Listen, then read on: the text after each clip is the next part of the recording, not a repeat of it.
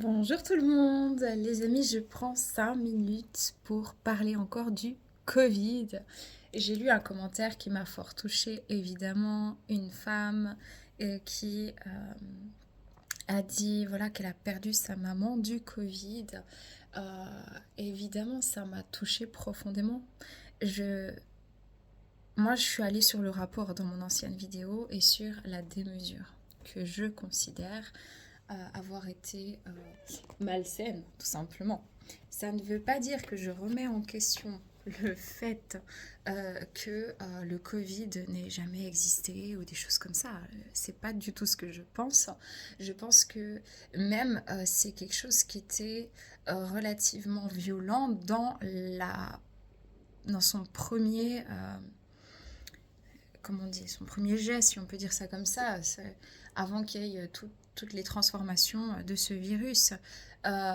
Pour moi, l'impression que j'ai eue tout de suite, moi, c'est que il y avait quelque chose qui sortait pour moi, en tout cas du naturel, et j'ai l'impression même qu'en l'ayant eu, ce virus, comme ici, il s'attaquait à la faiblesse, en fait. C'est moi, si j'avais une faiblesse quelque part, et pour discuter avec les autres, vraiment, j'ai eu ce qui reste une hypothèse, et moi, je ne suis pas du tout scientifique, hein, c'est vraiment dans un ressenti personnel et dans des discussions aussi avec d'autres personnes, de me dire, mais je me suis dit, mais c'est dingue, on dirait que ce virus, il vient euh, toucher exactement là où il y a une fragilité chez l'individu.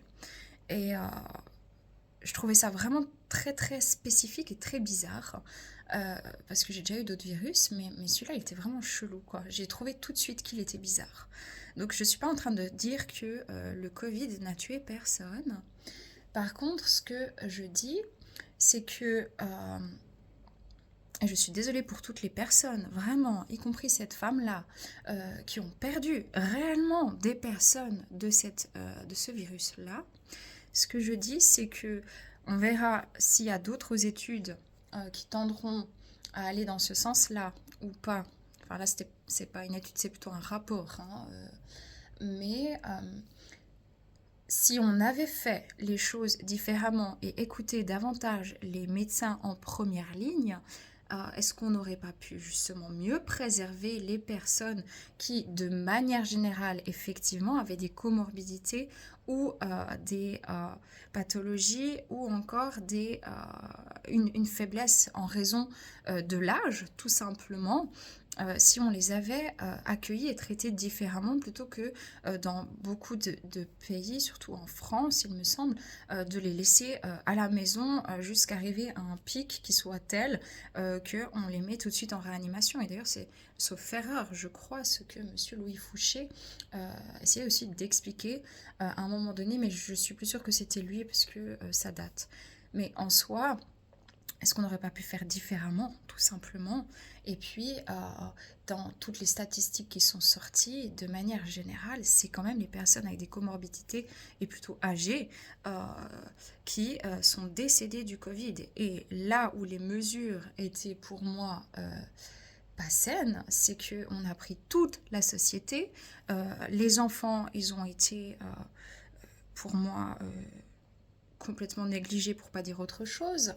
Euh, les jeunes aussi, euh, et que du coup, on a fait de toute la société euh, même, on les a tous mis dans le même panier, alors que la plupart n'étaient pas du tout dans ces mêmes risques-là, et peut-être même aussi des personnes âgées qu'on a forcées dans des EMS, etc., à prendre ce vaccin alors qu'elles n'en avaient pas envie.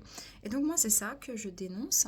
Et si je regarde autour de moi, maintenant, il faudrait voir les statistiques, tout ce qui peut sortir encore ou pas, parce que c'est compliqué de faire sortir ces vérités, ou ces hypothèses-là qui peuvent tendre à aller vers une vérité, euh, c'est que euh,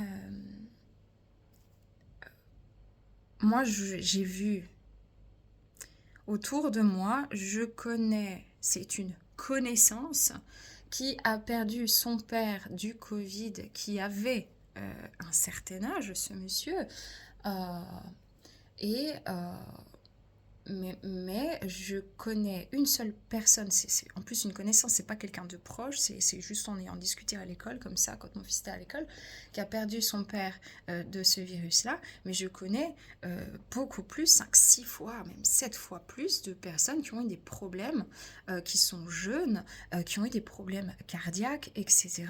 Et des troubles aussi psychologiques à la suite des mesures que justement ce rapport américain dénonce comme finalement ne pas être proportionnel d'une manière très claire en disant non, ce n'est pas juste en se basant sur ce principe-là que le traitement ne doit pas être pire que la maladie elle-même.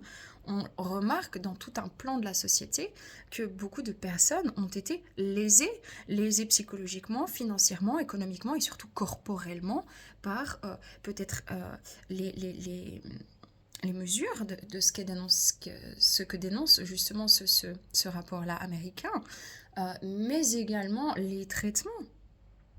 Alors qu'il y avait d'autres manières de procéder. Et c'est marqué noir sur blanc sur ce rapport. Ça ne veut pas dire que c'est un rapport forcément scientifique, c'est un rapport, on va dire, politique, mais qui s'est basé sur l'après-coup.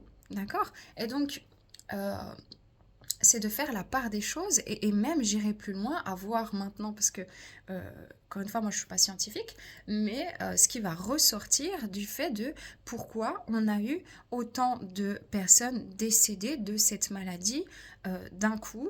Est-ce qu'il n'y avait pas une autre manière justement de les accompagner, de les préserver? Parce que, enfin moi, je veux dire, quand je suis malade et que ça va vraiment pas, normalement, le médecin ou l'hôpital est censé me diagnostiquer et me traiter et pas juste me dire, ben tiens, il faut juste supprimer le symptôme, ça va passer, alors qu'on sait qu'il peut y avoir vraiment toute une forme d'excitation là comme ça dans le corps et que la personne après elle peut être en insuffisance respiratoire et qu'elle est proche de la fin, surtout si elle est âgée. Donc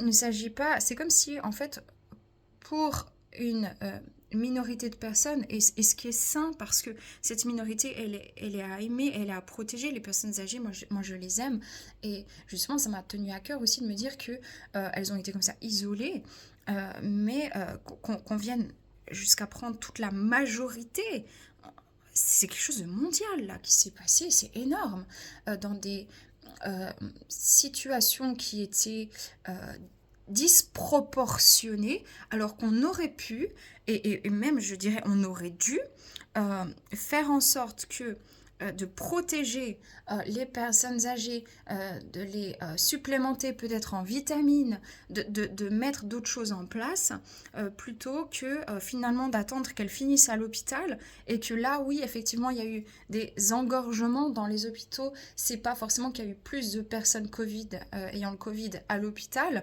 parce que dans les statistiques, c'est pas non plus, c'est pas du tout ce qu'on nous a dit. Par contre, elle restait plus longtemps parce que quelqu'un qui est en réanimation reste 10, 15 jours, un mois à l'hôpital. Donc, elle restait plus longtemps à l'hôpital, même si elles étaient moins en pourcentage. Donc, c'est toutes ces choses-là que ce rapport finalement dénonce. Moi, je suis pas là pour dire que le Covid n'était pas dangereux. Je pense qu'il y a quelque chose qui est très malsain avec ce virus-là. Je le dis depuis le début en 2020, que je l'ai dit. Je ne suis pas scientifique, donc je ne prétends à aucune vérité, je parle d'hypothèse. J'ai exprimé mon point de vue sur les mesures, le fait d'avoir été maltraité comme ça dans la société, alors que simplement aujourd'hui on voit noir sur blanc sur un rapport américain qui fait que de la Chambre des représentants quand même, hein, qui dit que ce n'était pas proportionnel, que ce n'était pas sain. Et j'irais pousser même plus loin sur deux plans. Le plan numéro 1, est-ce qu'on n'aurait pas pu protéger ces personnes âgées réellement et les traiter convenablement avant qu'elles arrivent dans ces états-là presque trop tard, et justement parce que je pense aux familles qui ont perdu quelqu'un de cette maladie-là. Et puis la deuxième chose, c'est à faire attention aussi dans ce qui va arriver, parce que ce rapport arrive au moment où de toute façon la plupart des gens qui comme moi étaient assez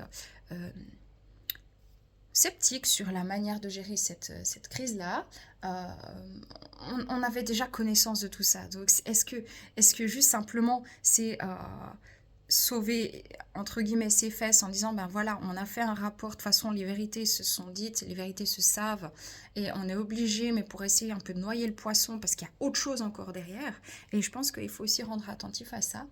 Euh, mais à voir, je ne sais pas. On verra ce que le temps nous dira par rapport à ça. Mais en tous les cas, que je mon Dieu, euh, j'ai énormément de respect pour ceux qui ont perdu un être du virus Covid-19, évidemment. Mais évidemment. Donc je voulais juste rectifier ça parce que ça me paraissait vraiment important. Je suis quelqu'un de cœur, j'ai de la compassion et vous expliquer pourquoi cette vidéo-là, de cette manière-là, parce qu'il faut qu'on en parle pour pouvoir faire évoluer les choses, pour ne pas oublier et pour aller jusqu'au bout. Parce qu'encore une fois, est-ce que ce rapport-là, il est sorti parce que déjà les vérités se savent et que on essaie de passer un peu sous le tapis en allant dans le sens de et qu'il y a autre chose encore derrière. Voilà, justement, si tout à coup, effectivement, il est éventuellement sorti d'un laboratoire, est-ce que vraiment il est sorti d'un laboratoire, je sais pas, accidentellement comme ça ou est-ce que ça s'est fait peut-être d'une autre manière, qui aurait pu expliquer pourquoi justement on est parti dans autant de non-sens, parce que voilà, je vais me taire sur YouTube par rapport à ça. Je pense qu'il y a quand même de nombreuses questions à soulever. Si c'est sorti d'un laboratoire et de quelle manière exactement. Est-ce que c'était vraiment accidentel ou pas et pourquoi en fait tout à coup toute la communauté mondiale presque hein, je dis, mais en tout cas occidentale etc. S'est mis à faire toutes les mêmes mesures, pourquoi tout a été changé, pourquoi partout on a commencé à mettre des passes sanitaires, des trucs numérisés, etc. Est-ce qu'on a profité de ça? Est-ce que c'était pour protéger?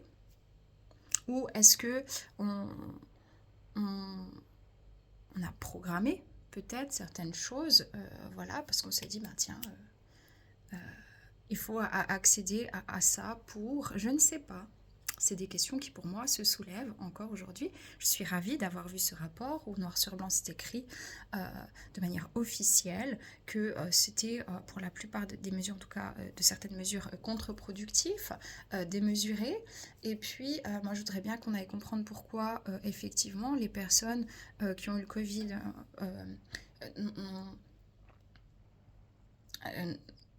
on les a laissés comme ça à la maison finalement.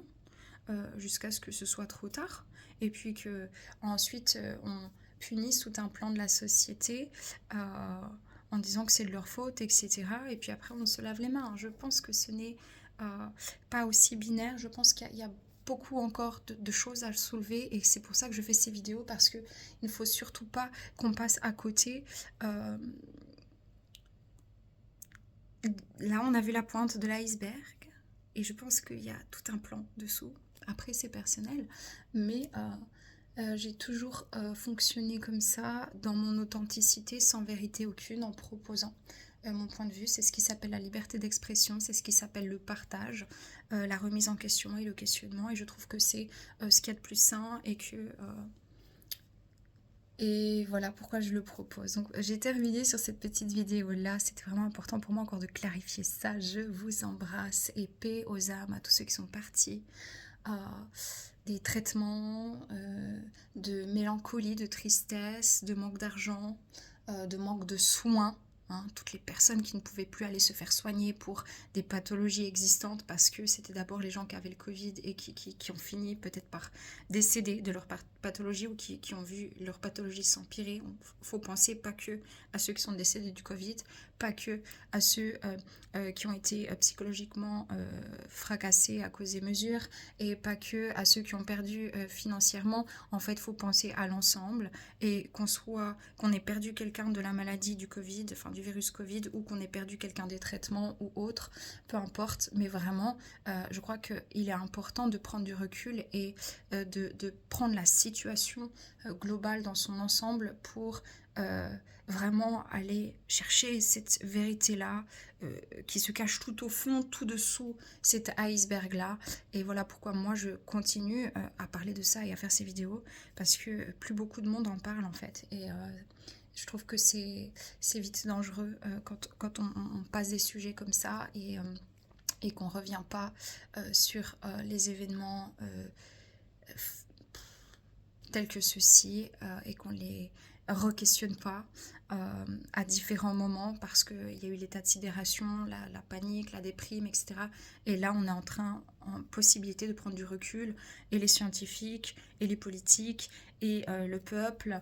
Et donc, je pense que c'est vraiment indispensable de commencer réellement à aller gratter pour voir le point de départ, les intentions ou les inattentions, hein, et puis tout ce que...